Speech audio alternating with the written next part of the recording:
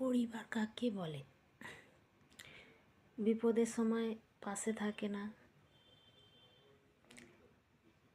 নিজের প্রয়োজনে তখন তোমাকে দরকার। আমার কি লাগবে, আমার কি প্রয়োজন, তার সন্তানের কি প্রয়োজন, কোনো দিনই কিছু জিজ্ঞাসা করে না। তাহলে তার বাড়ির লোক কেন বিয়ে দিয়েছে? একটা মেয়ের জীবন নষ্ট করার জন্য। ছেলে দেখবে না তো জন্মটা কেন দিয়েছে? এতই যদি জানে, এতই যদি জ্ঞান, তা ছেলে নেবার সময় মনে ছিল না জন্ম দিয়ে রাস্তায় ছেড়ে দেবো, আর নিজে যা কামাবে পরের লোকের পেছনে ঢালবে?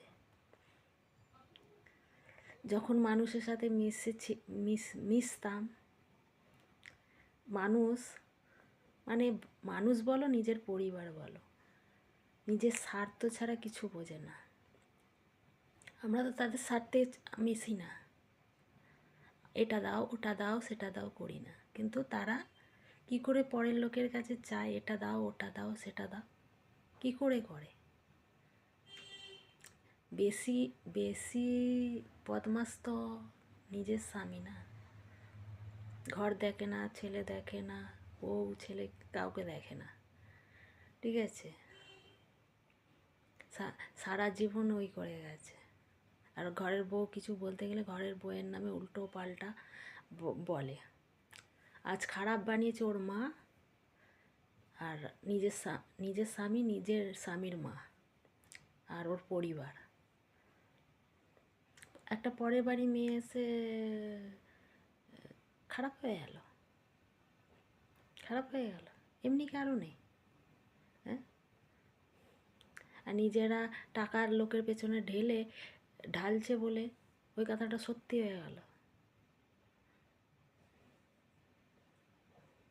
ওপরওয়ালা আছে, ওপরওয়ালা আছে, ঠিক আছে? সৎ বিচার তো ও করবে। মানুষের মুখ মিথ্যে কথা বলতেই পারে,